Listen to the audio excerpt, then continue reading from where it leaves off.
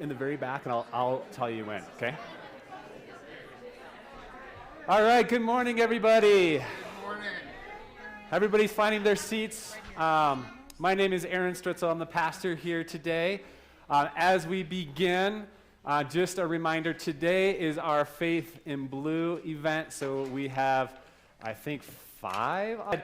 This is the safest place in Eagle this morning, so welcome.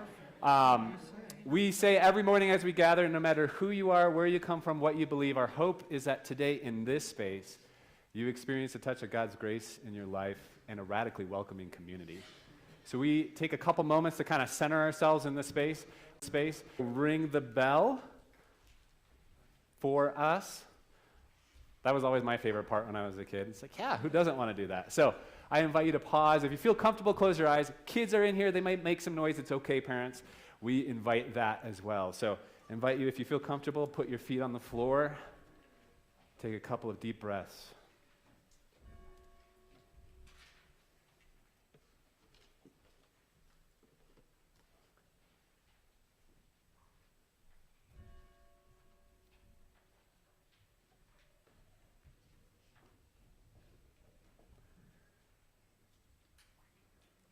We open our hearts and minds to you, God, in this space. Taking whatever we brought, worries, concerns, stress, anxiety, everything else that's going on, we pause, we set that aside for just a moment, knowing that you care deeply about everything that's going on in our life. We bring that before you as we gather together fully present. We are grateful to be here in this space. Amen. I invite you to rise and body your spirit and join us for worship. Words will be on the screen. First song is Blessed Assurance. Let's sing together.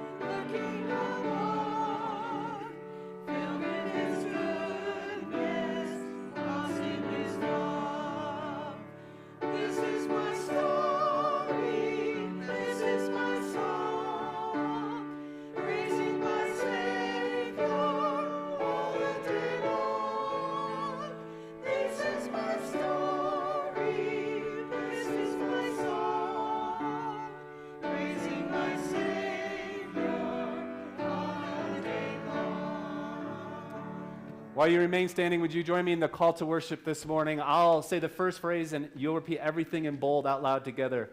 In the beginning was the Word. And Christ was the Word. And Christ continues to be the Word. And Christ holds us now tenderly with love.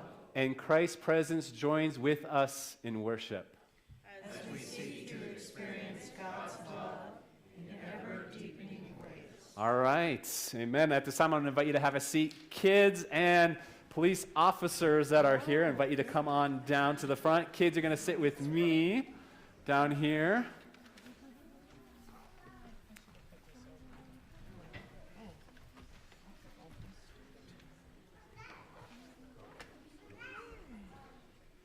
In just a second, I'm going to hand it over to Katie, who's going to take it from here. But I thought first, if there is an officer that might want to introduce what Faith in Blue, okay, you guys can come over here. Either side works.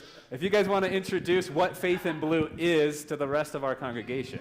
Hi, good morning. I'm Craig. And the reason why we're here this morning is a situation or a group of people that started Faith in Blue in Atlanta, and I think this started about 4 years ago in Atlanta downtown with a reverend that wanted to make changes between the community and police officers. So it's been going on for a little while now, and this is just a chance for us to just mingle a little more with the people that and community. We're thinking about big ideas in the future.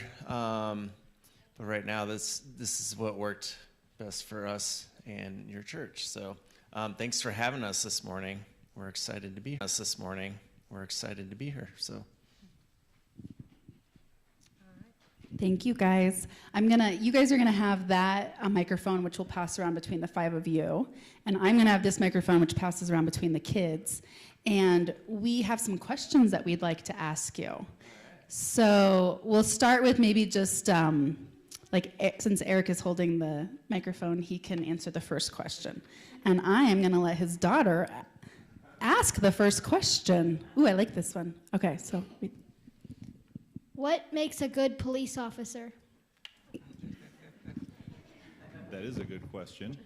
I think the police have an opinion on that, but I think the community probably also has an opinion on that. So what I think makes a good police officer, and this is something that we ask when we do hiring, because I think it's critical, is obviously integrity. Because we have to be able to trust the people that we work with, and we ask for the community's trust. We ask for everyone who puts their faith in us to trust us. So integrity is obviously one of the most important things. One of the podcasters that I listen to a lot talks about compassionate leadership. So leadership that is not necessarily overbearing, but comes from a place of compassion and a place of love. So one of the things that Sergeant Westering's trying to help with doing the Faith in Blue is kind of engendering that compassionate leadership and helping us as a department to get to that place where we can meet the community where they are, where you guys are. And, you know, almost all of us live here in town as well, and our kids go to school here. So, you know, we have a really vested interest in that sort of compassion towards the community as well. And personally, I think a sense of humor is invaluable for a police officer. Because if you take things way too seriously, that's just ridiculous.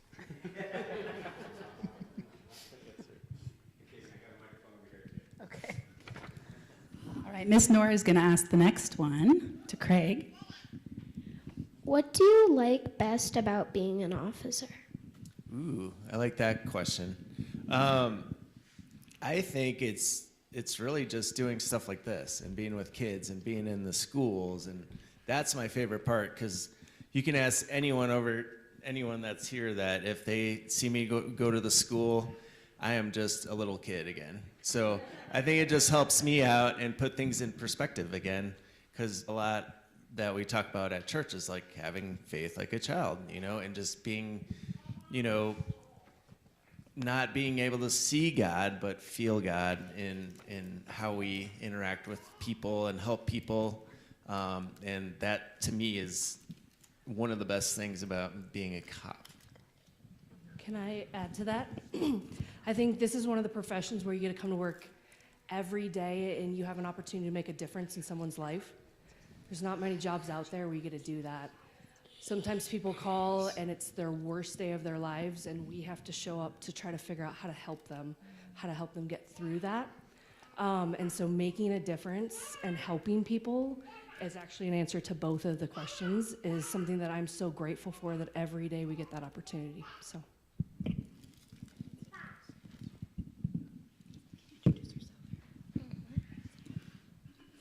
Why did you want to be a police officer? I guess I'll take that one. Why did I want to be a police officer?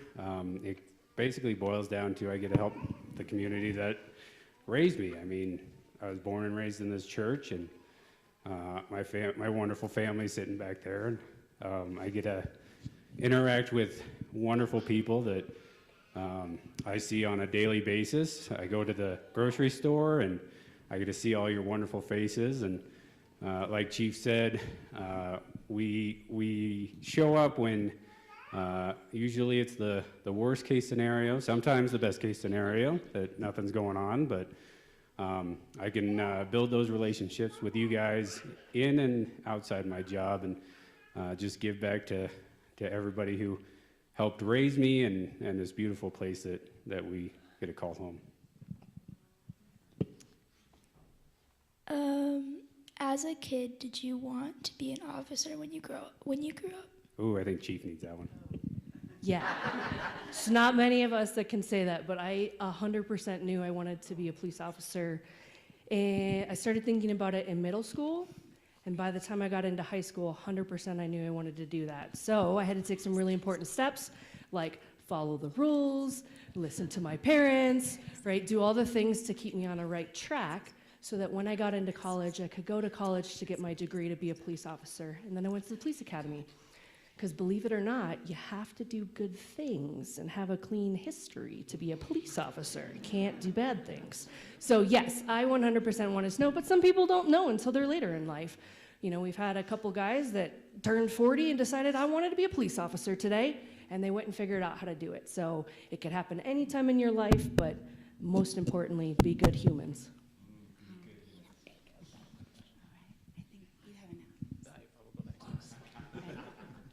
What are the risks that you take as being a police officer? That is a very good question.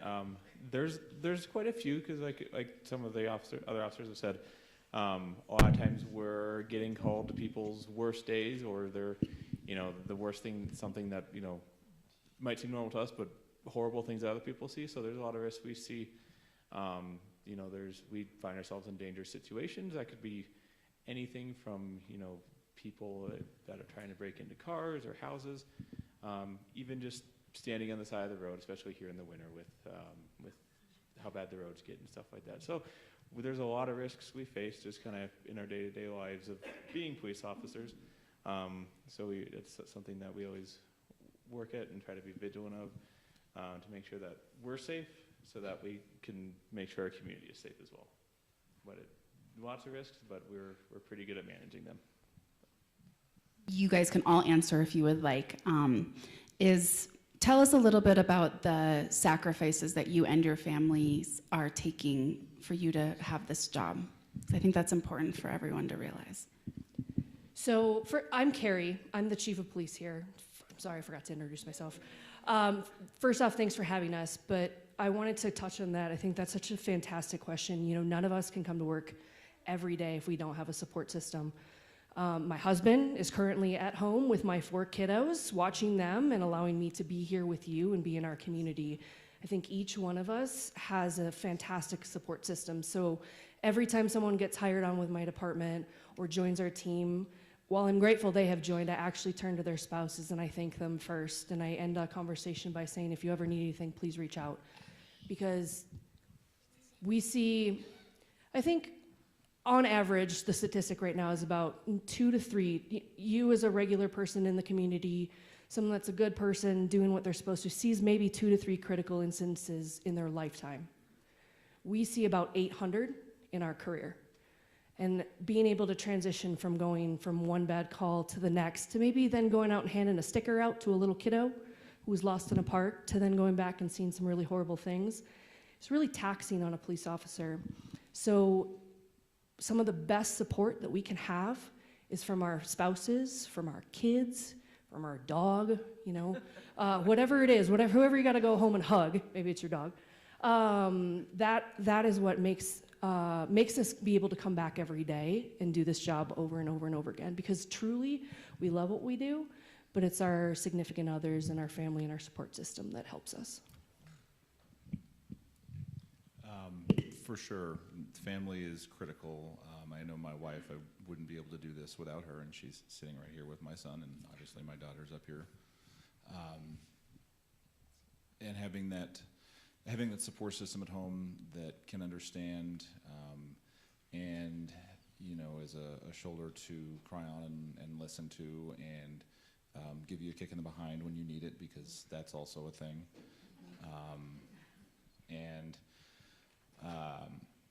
Also having, you know, a church community like this, because my kids have come to Peanuts, and Katie and Aaron have hosted them more times than I can count. And, you know, Craig and I swap kids on a regular basis, and Cal and Nick have both come to my house and helped with my animals and installed air conditioning units, and, you know, so the support system is incredibly invaluable. Family is super important. None of us could do this without our significant others and our spouses, but also the extended family, the family that we have at work and in the community and the church as well. Yeah, and he forgot to tell you guys that he's my work wife and vice versa. So, you know, it's true. It's a thing. You guys are pretty. We are pretty awesome.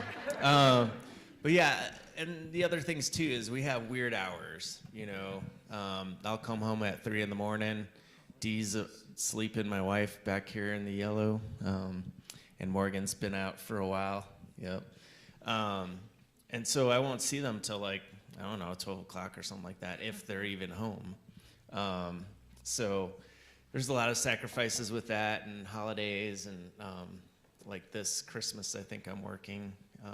So it's just different. It's a different job, but we need to be there for our community, and we love it.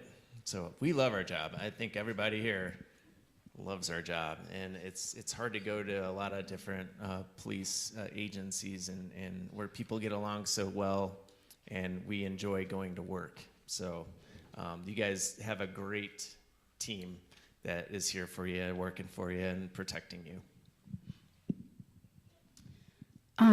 So Craig has slept right here in the sanctuary. We had 25 elementary school students that night, and we slept. Yeah. And then he got up early in the morning and went somewhere to bring the big grill back, and then he made like all of these like grilled foods out in the parking lot for the kids, and they all woke up, and he had already been up. He had already gone to the store and gotten the grill and had like made all this food. I think we had like 4 breakfasts that morning. There was like waves of breakfast. Gotta have breakfast, and you gotta have bacon. Yeah. So.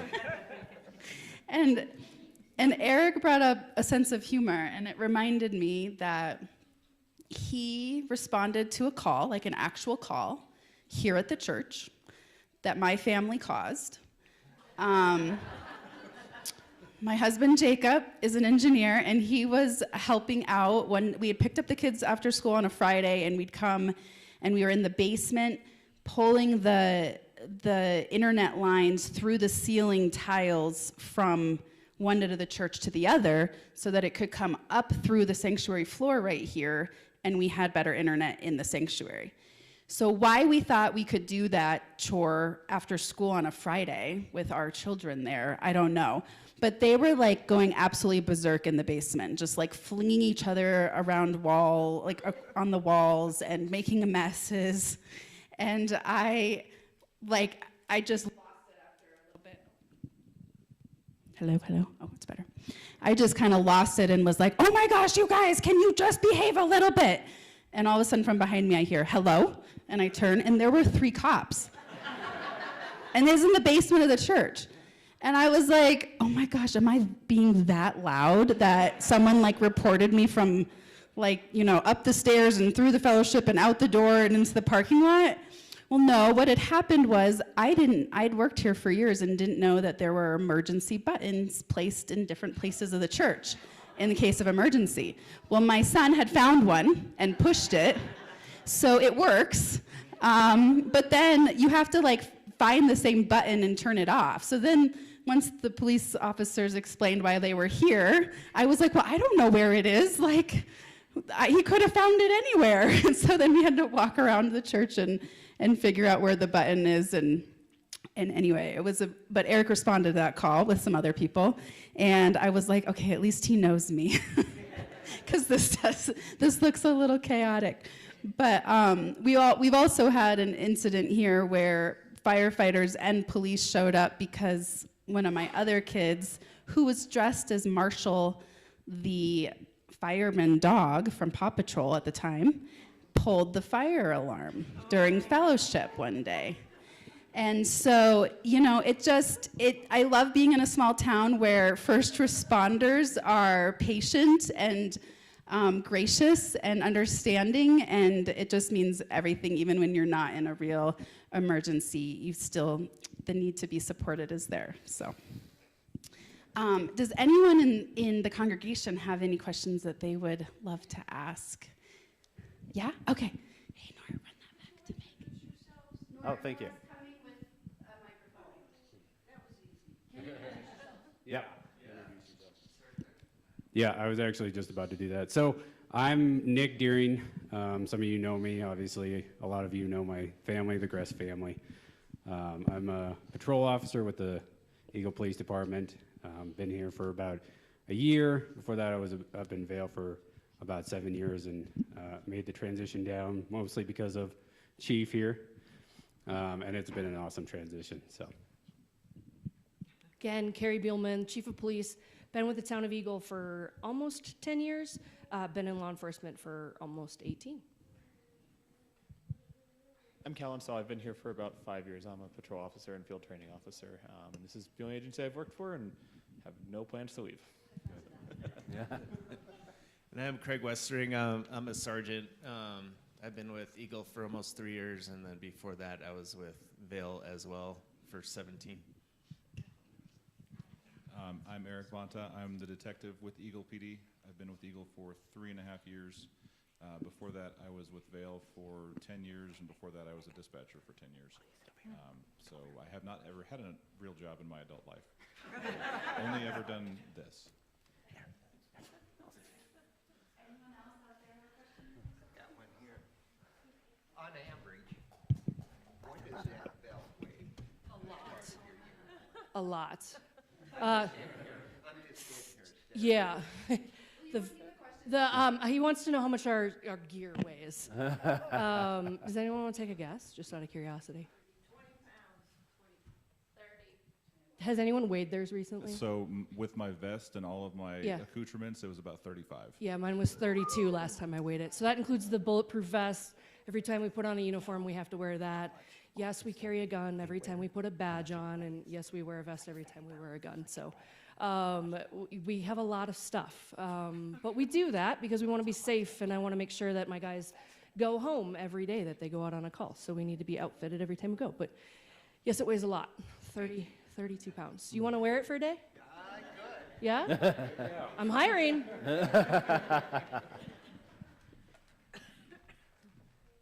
I think I know, but tell us about your pink badges. Yeah, thank you. I will. I'll take that. We recently just purchased these. These are for Breast Cancer Awareness Month. We're going to be wearing them all through October. I don't know anyone really that hasn't been touched by someone that hasn't survived breast cancer, fighting breast cancer, lost someone, or cancer in general. So anytime we can bring awareness to it, that's my platform, and I have the opportunity to do it. So all of them that chose to want to be supportive of it have chosen to wear those badges this month.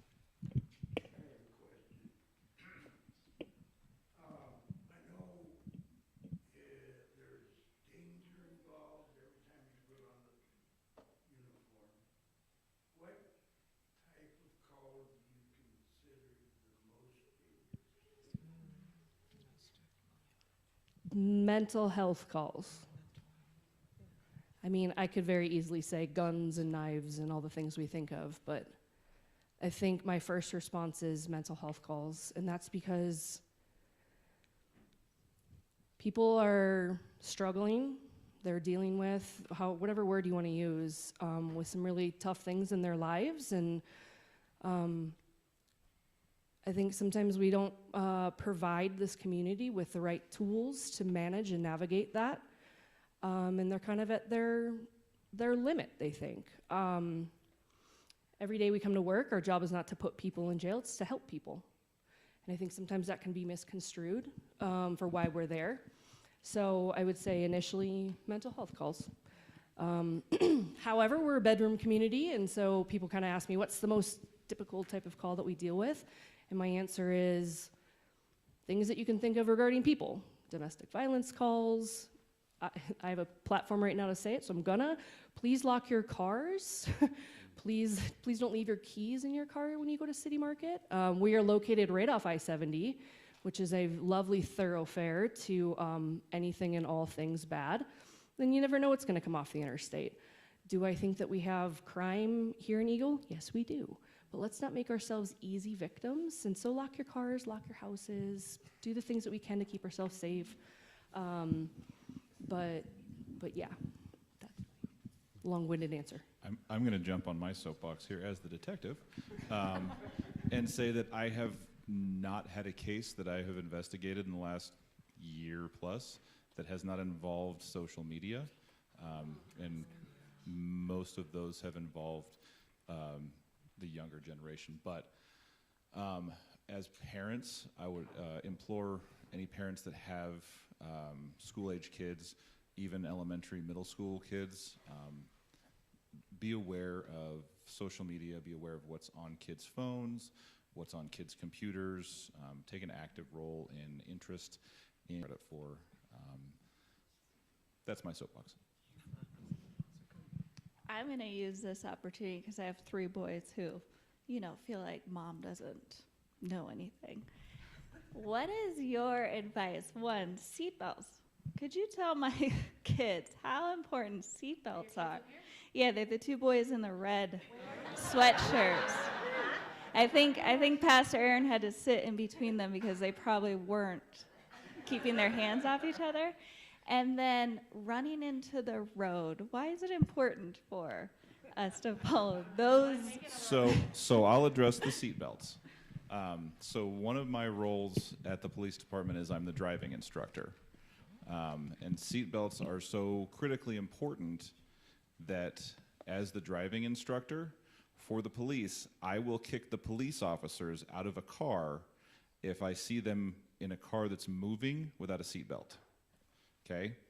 So I won't let the sergeant or the chief, even if I see them driving a police car with no seatbelt, I will stop them and I will pull them out of the car and not let them drive anymore if I see them not using a seatbelt.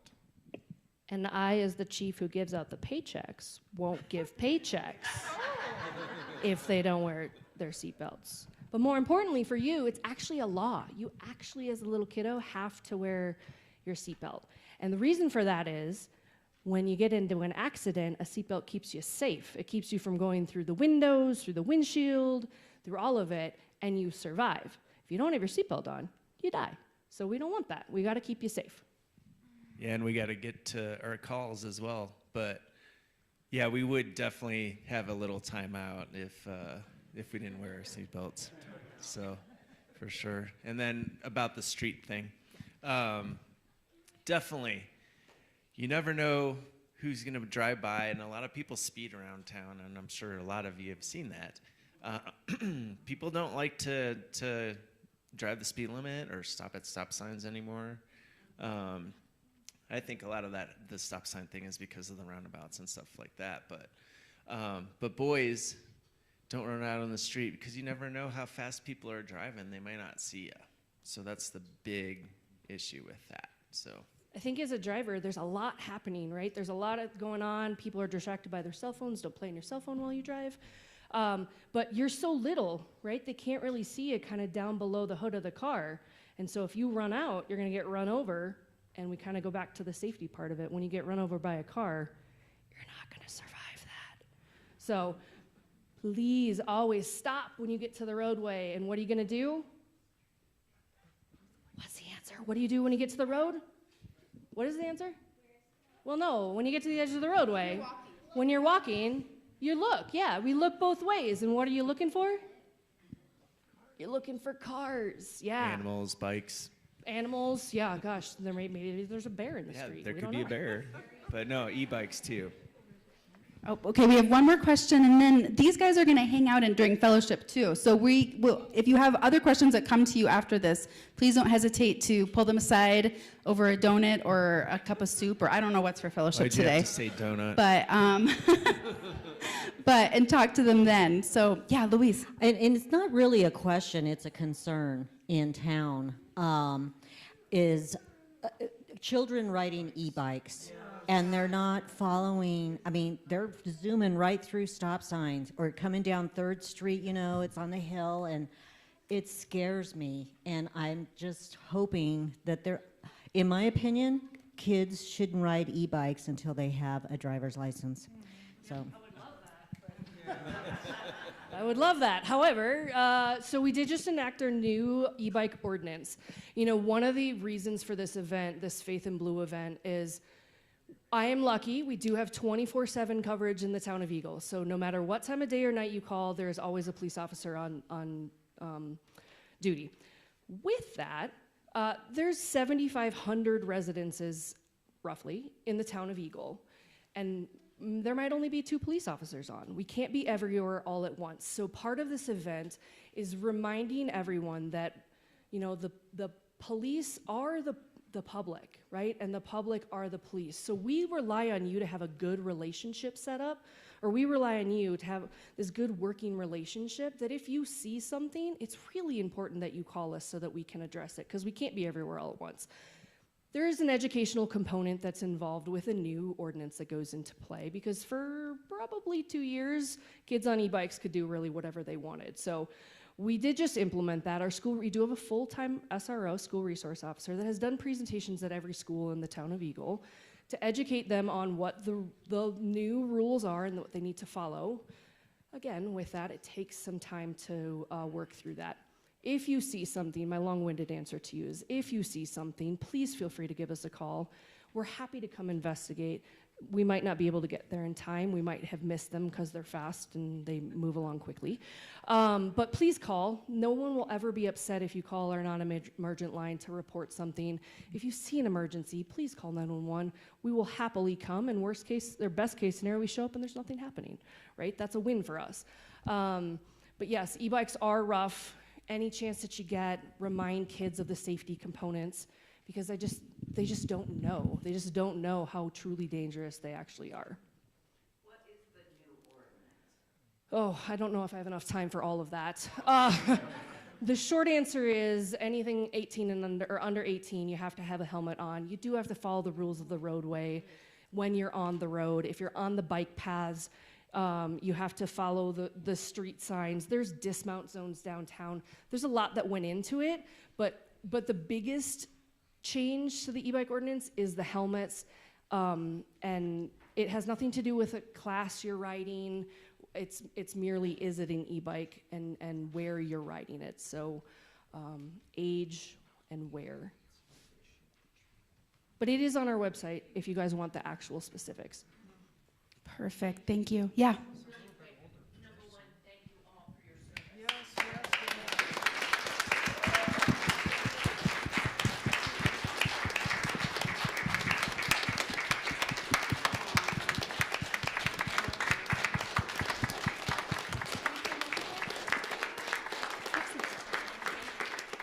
And just while we're on this topic, Monday, October 28th, is National First Responder Day. So on Monday, the 28th, well, I thank police officers, firemen, and ambulance people every day when I see them. But keep them all in mind, say an extra prayer for all of them on Monday, October 28th, National First Responder Day. All right, to finish up, I'm going to ask the police officers to all come in front and center, and the kids are all gonna get high fives from you. So pick your position. Luke's gonna lead the way. So here, come over here. Kid line over here. Okay, ready? You're gonna be the first one to go. Ready, and go through the line. A sticker, and then high five. Ready, go. Ready, go. Oh, Morgan got her helmet. Good job. Safety first. Good job. Good job. Good job. And then you guys can go sit back down, and Pastor Aaron's going to say a prayer over the police officers. So kids, if you want to be a part of it, you can stay up and do the prayer. And if you want to go sit with your parents, that's fine too. All right. Would you all stand?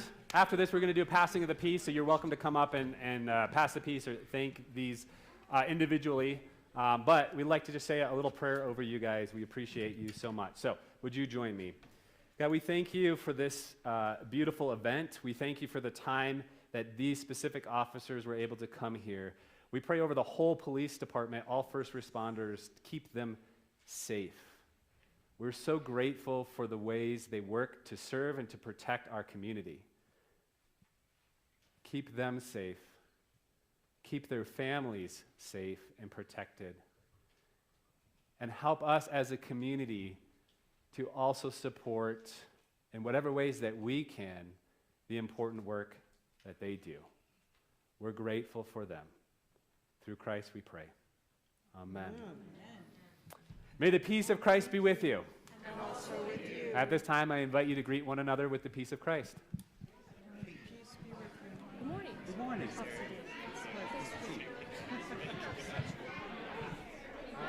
I've always been told that. I don't know why. Thank you so much for that. I guess that's why.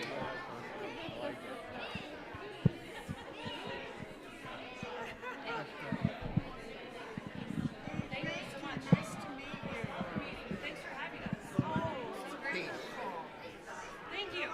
I'm going to take you up on that job application sometime soon, yeah? Yeah. You come wear this? There was a time when I first got out of the Marine Corps Yeah, I figured you look like military. that I could have done that. Yeah. But I don't know. Sanity sometimes more is better for you. What I do know, though, Yeah. is that our younger generation is Oh, yeah, 100%. more so than I did when I was that age. Yeah. Yeah, I mean, I think we all struggle with it, but I think there's a component of social media that really is just destroying confidence, decision making, like priorities. I mean, there's a lot. Yeah, it's unbelievable, right? Yeah, yeah. Talk to it. I mean, I think that's. I I think met that's. a group of Yeah. Yeah. Yeah. the young guys. Yeah. His little brother. He's got numbers. All right. We'll have more time for fellowship after the service as well. Just a few quick announcements as everybody kind of finds their way back to their seats. We're going to have, did our ushers already pass out the worship pads? It looks like those have already gone out, so thank you for doing that. Guess we don't have to do that. Diane, do you have anything that you wanted to say about the... No. I think if you don't have a box, let me know, and I will grab more, because I think they're all gone. And that's 100 boxes, so. 100 boxes have come and gone through, which is great, but let's try to get as many back as we can get back. Would be great, yes. Okay, this will take a little time, I'm sorry. But I was nominated to do the honoring of October is Clergy Appreciation Month. And I was nominated to do the honoring, so it's my honor to do the honoring. And I want to start out and say, even personally, Aaron, I love you. I do, from my heart. You are not just exceptional pastor, but you're a wonderful person, and I love you. I speak on behalf of the church, of the appreciation of your commitment and Molly's commitment, because I'm sure being the wife of a pastor is a lot of work, and I wish she were here as well, because I'd like to say thank you to her. She's in the back. Yeah. Where is she? Molly! She's doing wife of pastor work in the back. So we appreciate you too, and your commitment in just bringing the church back to life. When COVID hit, it was an awful thing. It was somber, work. I mean, church was just not the same, and we so appreciate you filling the seats again. And it takes commitment. It takes all the fruits of the spirits. Love, joy, peace, patience, kindness, goodness, faithfulness, gentleness, and self-control. And you have it all. And we are so grateful for you and your wife and your family and what you have brought to the community and to the church. And so with the token of, and actually, I don't really need this. I wrote notes, but actually one of the members that couldn't be here wanted to thank you for accepting the old ways of this church, the old, traditional ways of the church, but also bringing in new, modern tradition. And it's been a blessing, because I know people are, I'm going to do it this way, my way, no, or the highway kind of thing, and you're not at all like that. So we all appreciate that as well. So we do have a token of appreciation, and it is a Yetis card, because I know you love Yetis. Oh. So we thank you, and we'll applaud you now.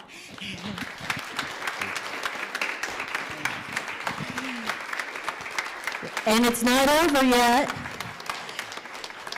I'd like to also acknowledge George. George Saunders is, for those of you who don't know, George is I don't know how many years of pastor himself. 1,000,000. 35 years of pastor that has come to our church, and is a true blessing because he brings his knowledge and his experience into our congregation as well. Thank you, George. Thank you, George.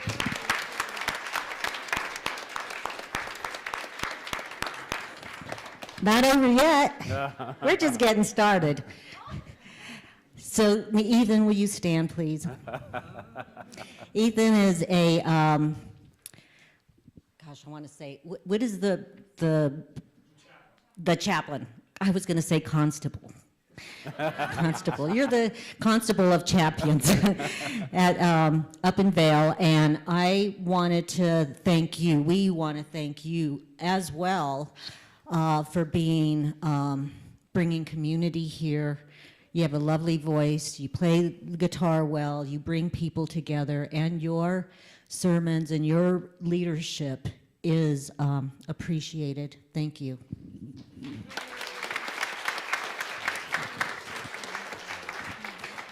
Molly, I'm talking to you later. Thank you, guys. All right. Thank you all. It is a joy to be here. Be away. More quick announcements. I'll run through these. We have youth confirmation class. It's going to continue tonight. If you look here, we're still looking for somebody to provide dinner for 7 of us on November 3rd, November 17th, and December 1st. So if you're interested in doing that, just see me or Katie after the service. Oh, I'm going the wrong way. Halloween dance next Sunday downstairs from 5 to 7. We're looking for, you can bring your kid any age, really, but we are looking for some adults, too, that want to help out. There's a sign up outside of these doors. You don't have to dress up, but it'd be fun, so why not? But we're going to have this from 5 to 7 downstairs. We need some help with food and some help with some games, but also any kids are invited to come downstairs. There was a lot of fun last year, so this is our 2nd annual Halloween dance that we're doing.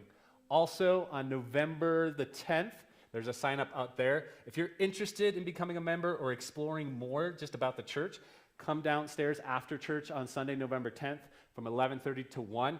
We can find a way probably to do some childcare if anybody would like that as an option and learn a little bit more about our church afterwards. You can fill out a form and turn it in at your own convenience if you would like to be a member of the church. Either way, it's a good way to learn a little bit more about who we are. Also, on Saturday, November 23rd, we have a work day from 8 a.m. to 4 p.m. to help a family who is a part of the Habitat for Humanity. They have a home, but they also need to put some hours towards volunteer work. So if you're around on Saturday, this Saturday, November 23rd, feel free to join us. More information, again, you can sign up outside of those doors. Does that sound good? Yeah. All right. So I'm gonna, what is it called, an audible? I'm gonna make an audible call for the rest of the service.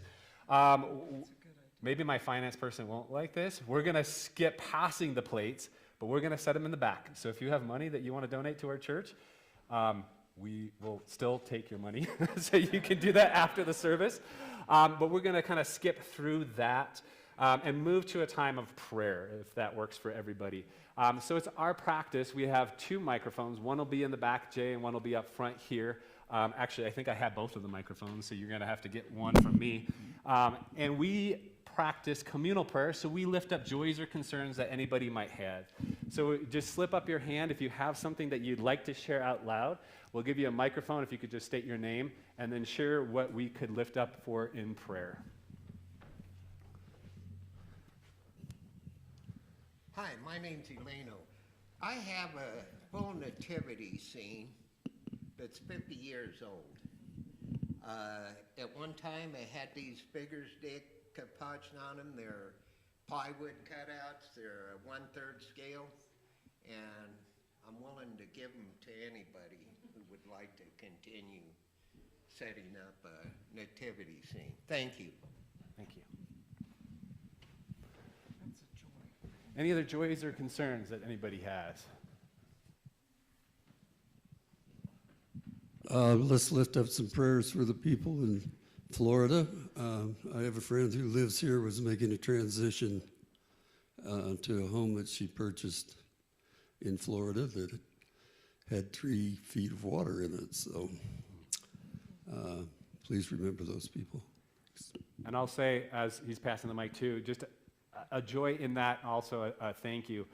2 weeks ago, during communion, we did a special offering that went to UMCOR, which is part of the United Methodist, basically, Committee on Relief.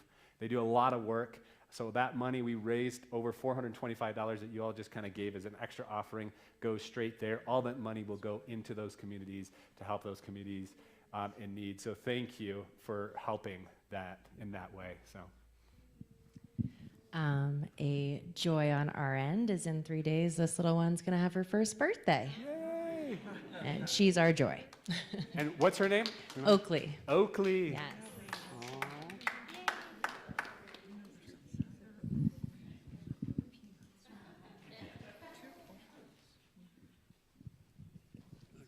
It's a race.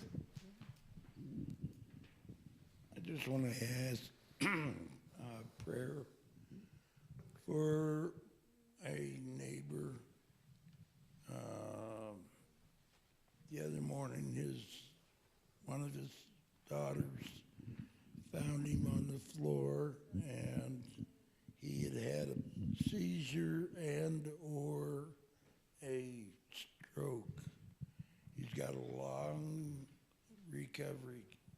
He's still in the hospital, and then he'll go to rehab. So just pray for Mike. For Mike, prayers.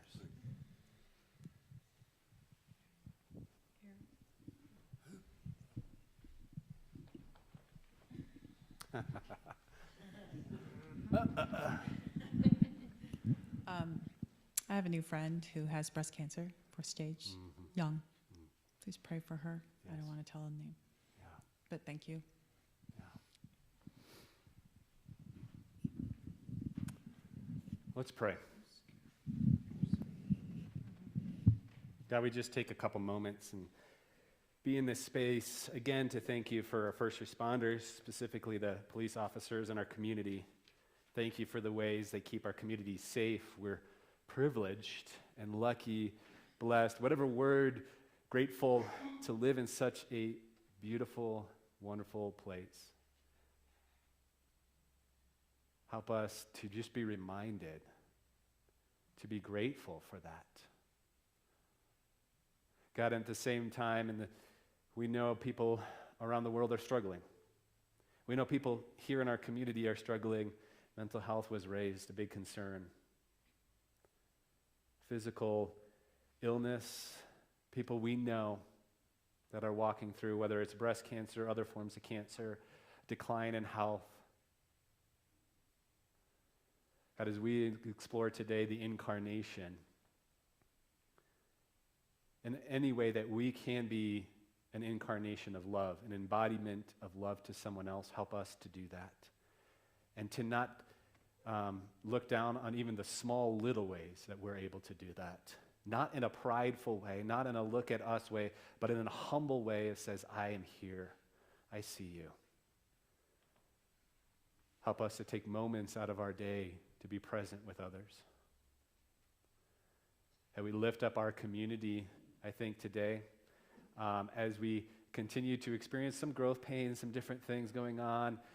We ask for our kids and youth for protection among them, for our teachers and schools as well.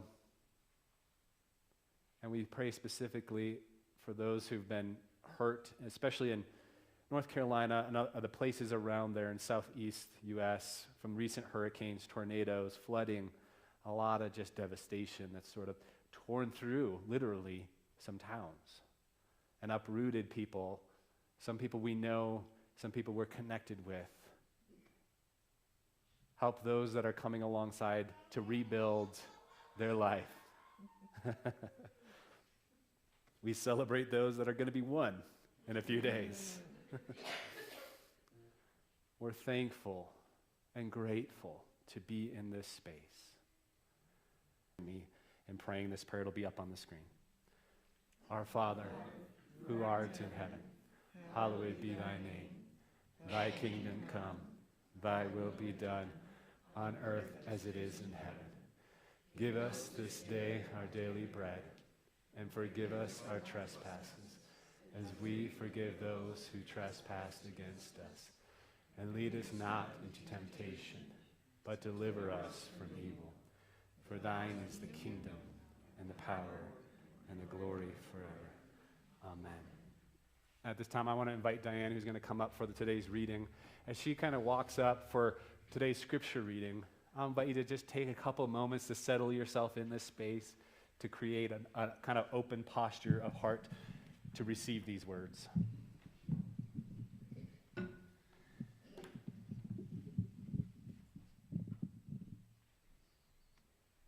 We usually have an intro to the Bible. Today we do not. We're reading John 1 through 18. In the beginning was the Word, and the Word was with God, and the Word was God. He was in the beginning with God. All things came into being through him, and without him not one thing came into being. What has come into being? In him was life, and the life was the light of all people. The light shines in the darkness, and the darkness did not overcome it. There was a man sent from God whose name was John. He came as a witness to testify to the light, so that all might believe through him. He himself was not the light, but he came to testify to the light. The true light, which enlightens everyone, was coming into the world. He was in the world, and the world came into being through him, yet the world did not know him. He came to what was his own, and his own people did not accept him. But to all who received, believed in his name, he gave power to become children of God, who were born not of blood, or of the will of the flesh, or of the will of man, but of God. And the Word became flesh and lived among us, and we've seen his glory, the glory as of Father's only Son, full of grace and truth. John testified to him and cried out, This was he of whom I said, He who comes after me ranks ahead of me, because he is before me. From his fullness we have all received grace upon grace. The law indeed was given through Moses. Grace and truth came through Christ. No one has ever seen God. It is God, the only Son, who is close to the Father's heart, who made him known. This is the word of the Lord. Thanks be to God.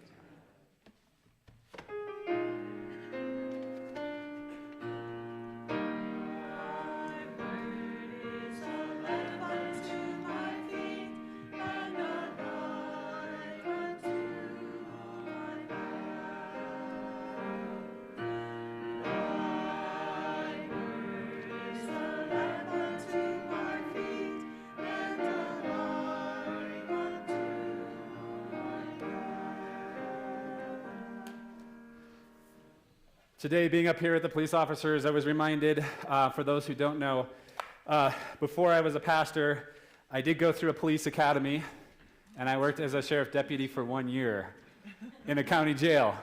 So you can look at this two different ways.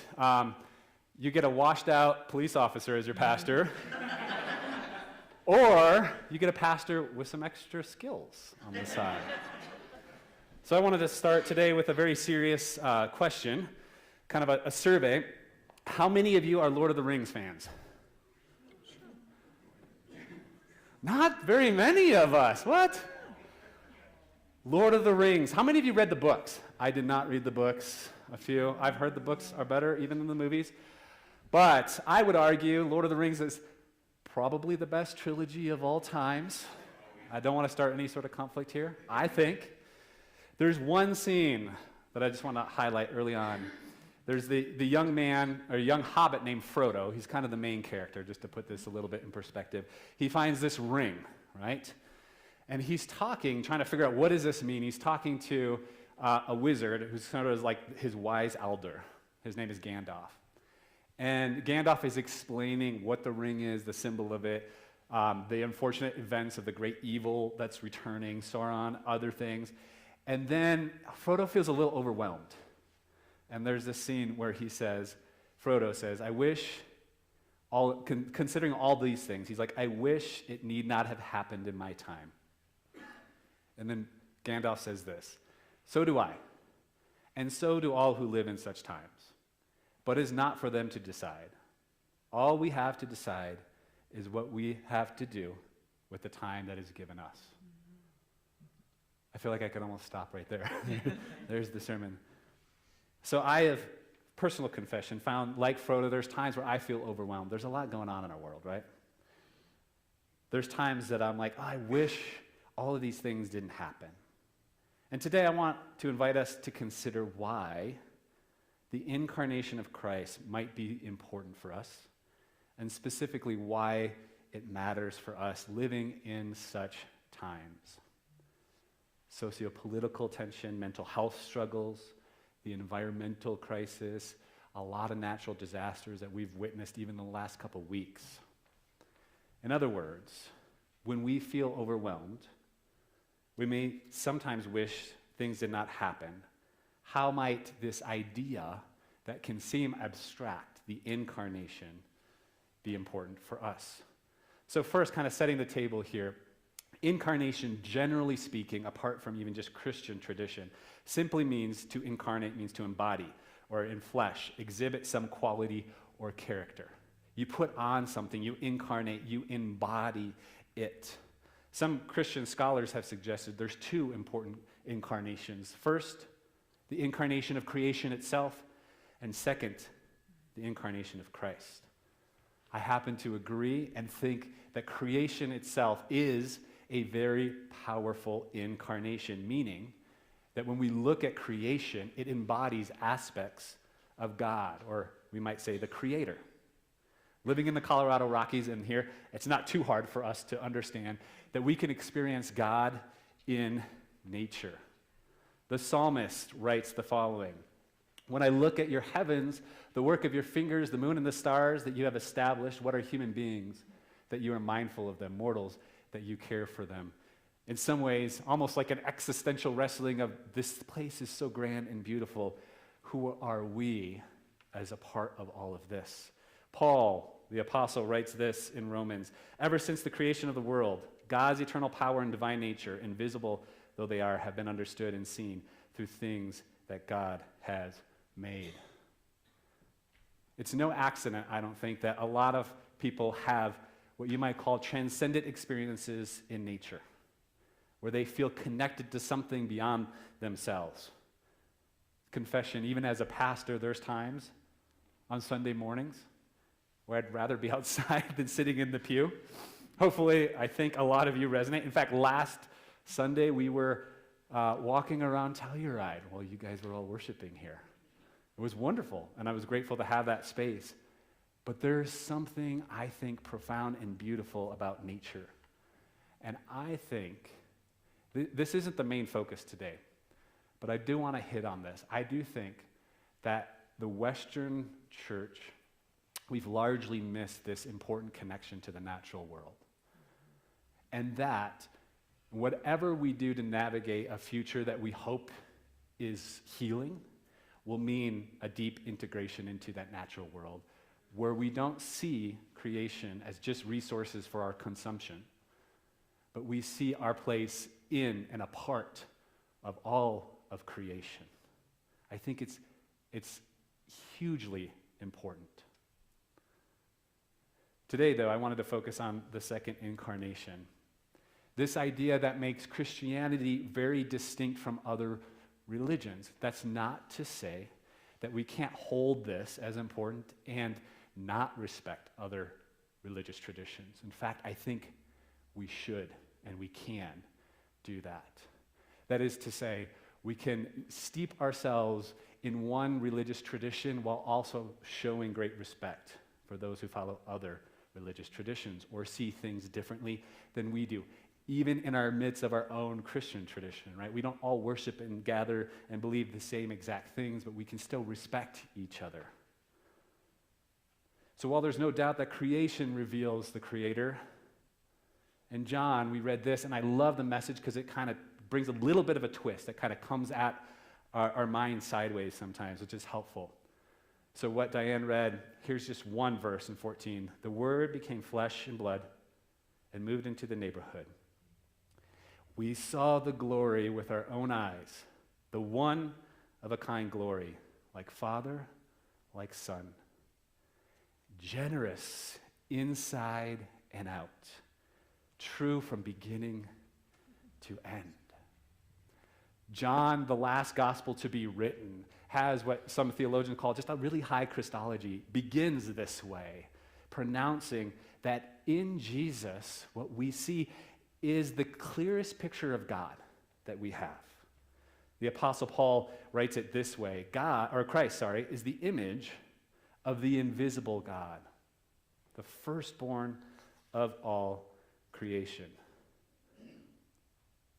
Jesus said it like this: "Do not think that I have come to abolish the law and the prophets. I have not come to abolish, but to fulfill." And I've wrestled with this, and we talked about this in our Bible study when we were looking through Matthew. But somebody gave this analogy. It wasn't a visual, but they talked about this analogy. If you think about, for Christians, much of what we call the Old Testament, law and the prophets, right? These were writings that during the time of Jesus, people were trying to parse out, what does this mean for us? And there were different ways of interpreting that. So many of the Jewish rabbis at that time would read a text and then give commentary on how we interpret and apply that in our lives. And Jesus comes along when he says, "I have not come to abolish, but to fulfill." There's this image of a balloon. I don't know if you guys can see. Now, these days, they do pretty good technology, so you guys might be able to see exactly what this is on this. But this is the law and the prophets. It's written here, maybe hard for you to see. And what does Jesus do? Jesus comes along Let's see if I can do this.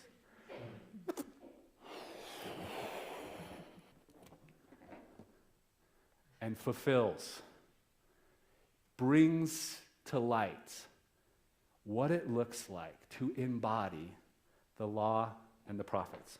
You guys can see that. That's clear, right? I'm just making sure. And for me, that was an image that stuck out to me forever. That the law and the prophets are always a little abstract, and how do we bring them down and to apply them to our life? And here's the trick. We look at Jesus as a model, but we also have to look, how do we embody that in our context? Make sense? All right. I didn't know how that would work, but that was pretty cool. Martin Buber, he was a Jewish author, but you could say probably a Jewish mystic. And what I mean by that, he did not like to call himself a theologian, because he said theologians talk about words about God. I am more interested in how you experience God. He wrote a book, one of his most famous books, titled I and Thou in 1923. And if you look on the screen, there's two basic ways that humans relate, I would say, to the world and to other humans. Number one is an I-it, or human object. And number two is an I to thou, human to human. And here's the reality. The majority of our interactions throughout the day are I-it interactions. We got to get things done. We got to go places. We got errands to do, things we have to get done. But true relationships only come when we engage from an I, thou, a person to person. In other words, I see you as a human equal to me. We move from an I-it to an I, thou when we're in line to get coffee and the barista's making our coffee. We ask the barista's name and we learn a little bit about them. In that moment, it doesn't have to be long. It's an I, thou, or at least moving towards that. We move from an I-it to an I, thou relationship when somebody shares something painful, and we resist the automatic desire to fix it, right? I want to fix it for you. To an I, thou, when we can sit with them and say, I'm here with you in that pain. It reminds me of this analogy, if you're familiar with Brené Brown, she's an author, but she talks about the difference between sympathy and empathy. And sympathy is like, oh, you see somebody in a hole and you reach down and say, come on up, right? That's automatically most of our responses is to help somebody up. Empathy goes down into them, into the hole with them, and sits there in an I-thou relationship. There's a lot of other examples that I put down here, but you can kind of create some of that in your mind, moving from an I-it to an I-thou. Simply put, I-thou interactions happen when we're fully present and when we're fully engaged with another person. Not easy. Most often, I think, we feel broken or unhealthy. It's due to an I-it relationship of some sort in our life. Most often. I'm not going to make general sweeping statements, but sometimes it's also a broken relationship with the I, the me, with yourself too. So I'm doing this graduate class. Some of you know I'm really interested in psychology, and I'm interested in how we interact that with spirituality, hopefully in healthy ways. Because sometimes we can sort of spiritually bypass things. And what I mean by that is we can just use faith to say, like, oh, we don't have to deal with it, right? We just pray and then it'll just get better, poof, or something will happen. But how do we actually work through some things? And I came across, in one of the classes, they're looking at what makes a counseling relationship effective. We're looking at different kind of what's called therapeutic orientations. There's like cognitive behavioral therapy, person-centered therapy. There's all these different things, there's different skills, pros and cons. But I read this that said research is showing there's different ways to be helpful, but the underlying thing that's the most helpful is the relationship just between a person showing up with another person, being fully present in that relationship. That, I felt, was powerful and encouraging. As a pastor, as a person, as a dad, as a parent, oh, I'm so thankful. We need mental health professionals. Absolutely. We need the skills they bring. Absolutely. But at the same time, one of the most important skills, the things that really bring healing into the life of another, all of us can do at any moment, at any time. You don't need to have a doctorate in psychology to do this. You simply bring your presence and awareness to that space.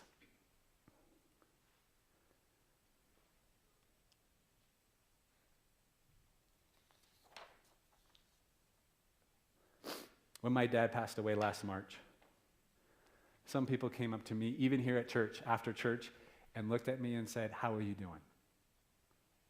And it might have only been a few moments, but that was an I-thou encounter that brought healing to my life. How many people are dealing with things we don't always see, where those I-thou encounters bring some sort of healing to people's lives? When it talks about healing, I think about the word salvation. And I think I struggle with a modern understanding that salvation is all about what I believe in my head so that someday I go and not, right?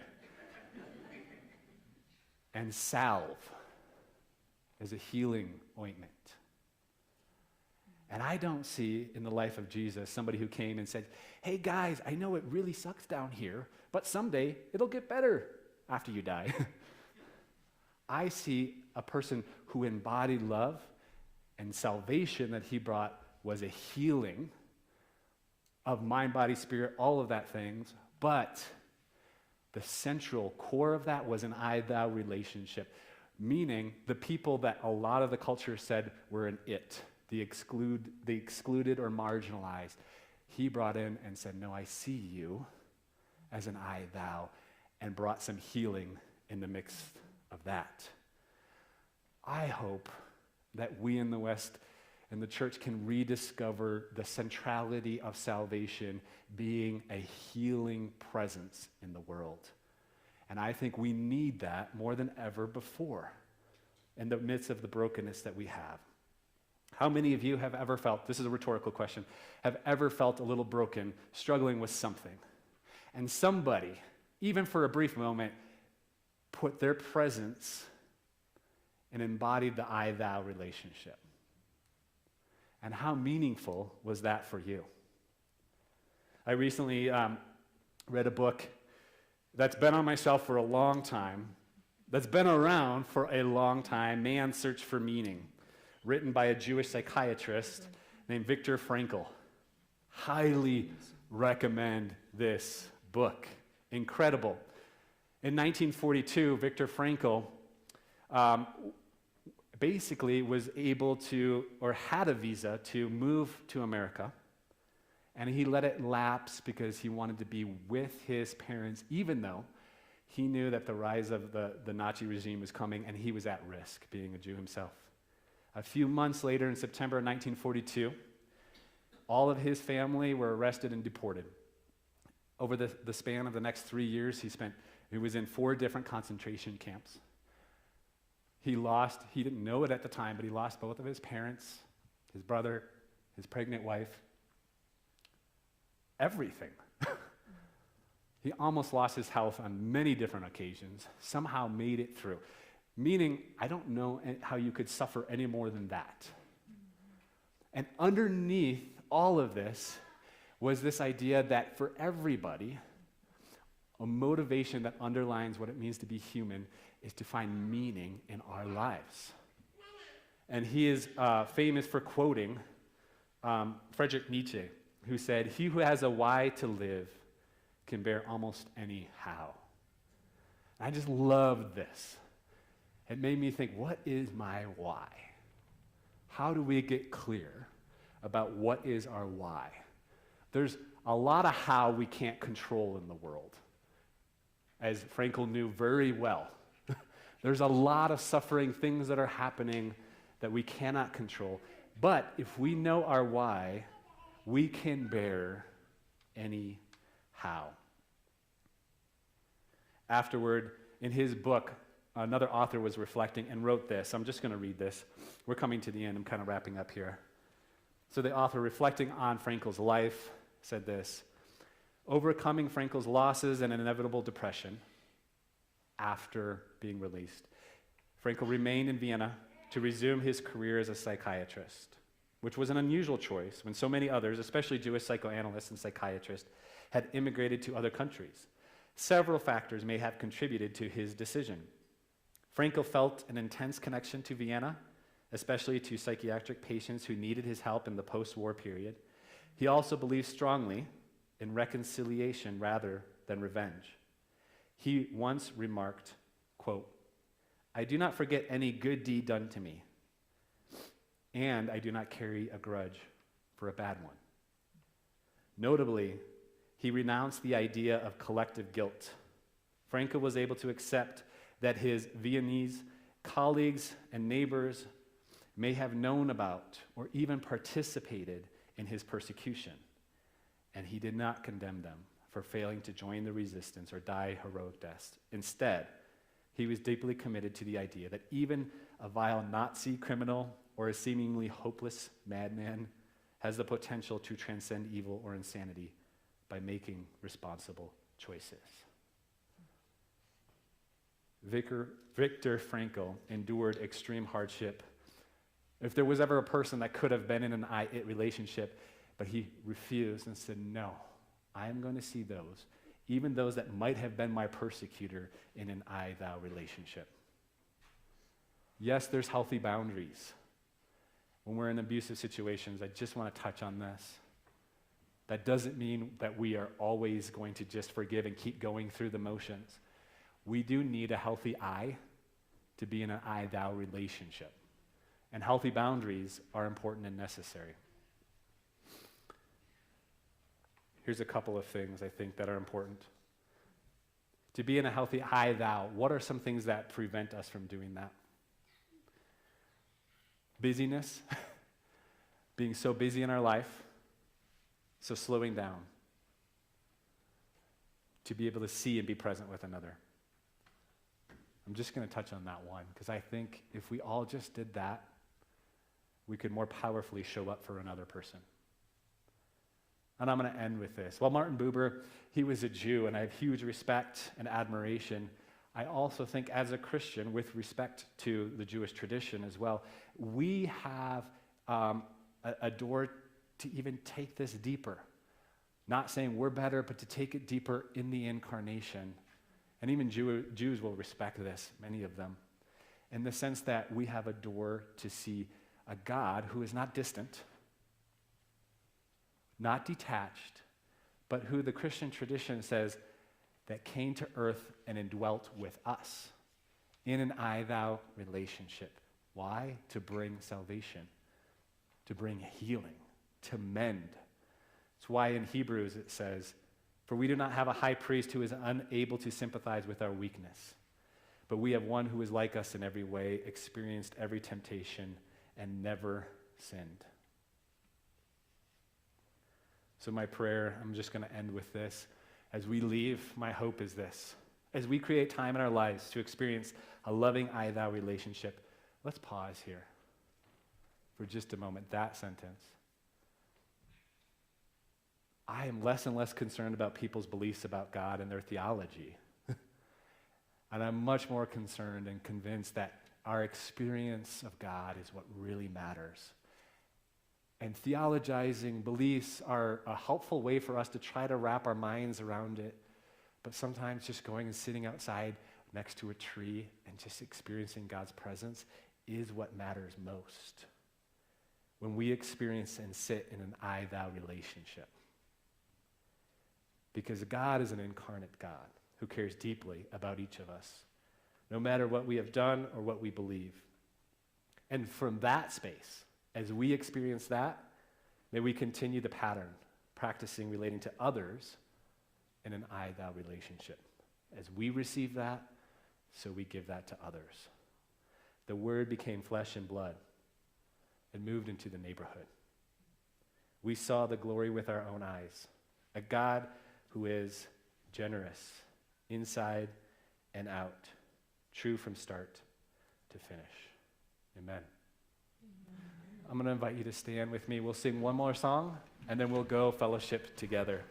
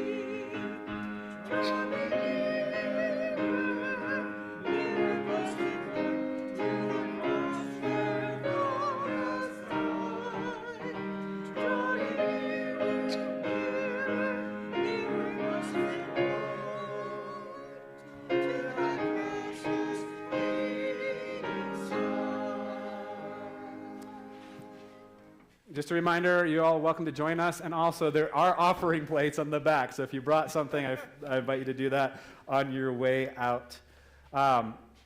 May we go into the world, taking notice of the I-it relationships in our lives and the ways we are invited into an I-thou relationship. May we seek, with your gracious help, God, to hold space, love, and attention with all those we interact with this week, knowing and trusting as together we say, God is with us. We are not alone. Thanks be to God. Amen. May you go in peace.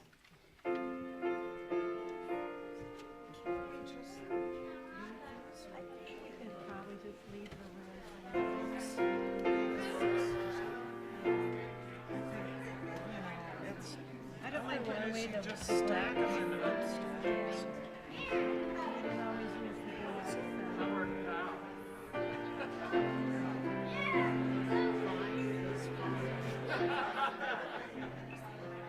He said, how art thou? And I said, or thine is fine. Well, I got a couple of them on the chair. Okay. That's not working. It's all right.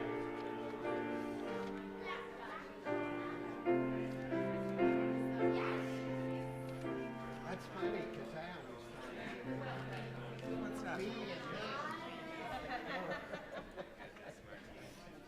Ian thine? Yeah, I don't know. I forget. That old language.